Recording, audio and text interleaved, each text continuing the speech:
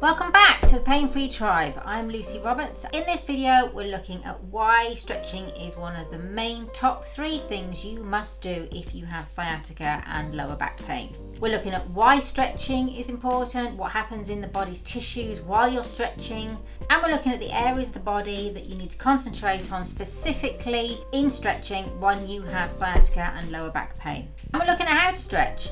You might think that stretching is just dead simple, dead easy, you just stretch the body, but in actual fact there are a few key things you need to keep in mind while you're stretching to have the best effect. I have talked before in these videos about how sciatica is one of the most common conditions that I have treated over the last 20 years. The body is a complex structure of bones, muscle, ligaments, tendons and connective tissues, combining it all together.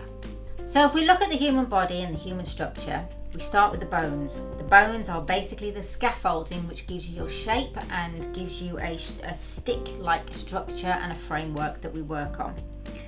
And on top of all that structure and that framework, we have the muscles, the soft tissues, the connecting tissues, the ligaments, the tendons, and all these are extremely important. There is a huge complex system everywhere in your body, holding it all together, strapping it all together, enabling you to have power to push, lift, twist. But although the body is really complex and it's made up of all these thousands upon thousands of different tissues which make the body do all the most extraordinary things that it does, it is actually a very logical system.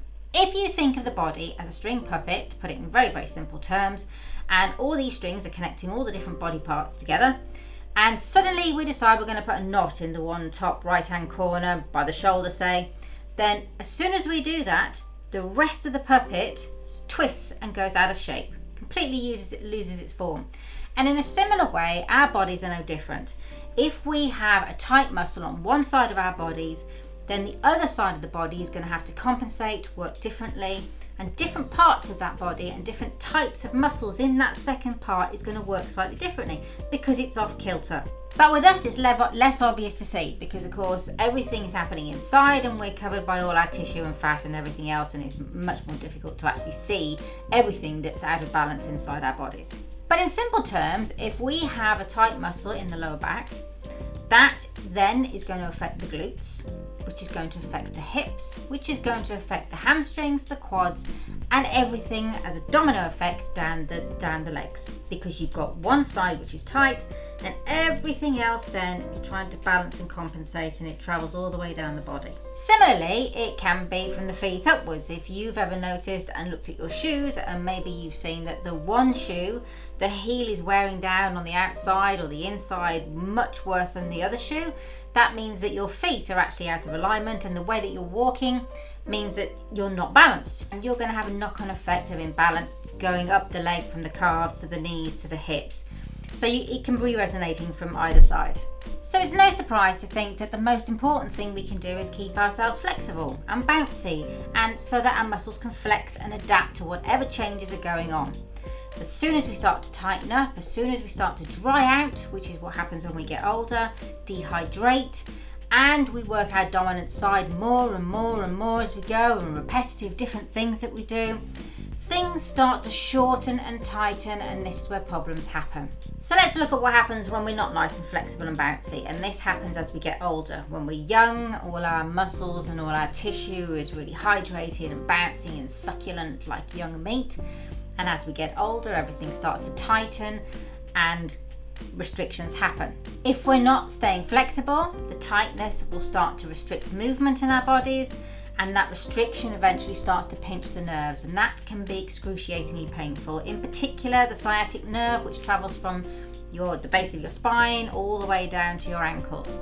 And when that starts to get impinged and trapped, yes, that results in very, very painful sciatica and can just start off with lower back pain. So to stop this from happening, the best thing we can do is to stretch. It is one of the top things you must do to keep yourself flexible and supple and to stop these things from happening. And if you're already suffering from sciatica and back pain, it is really important to start getting some flexibility back into your body. With the correct stretching, we can expand those fibers, we can hydrate those muscle fibers, we can get blood flow going through those fibers and through the muscle tissue. Everything then starts to get much more relaxed and much more flexible. The circulation improves, everything starts to improve for your body. Ultimately, what we want is to stop the nerve from being pinched, and everything will just start to get better. It'll pull out from trapping those nerves, and you will feel stronger and much more happier and comfortable. With sciatica and lower back pain, the most essential body parts we need to keep flexible are the hips, the glutes, the hamstrings, the quads, and even the calves. We need to look at form. We need to look at doing those stretches correctly. The right form will make a huge difference. We need to look at time, how long each stretch needs to be performed for.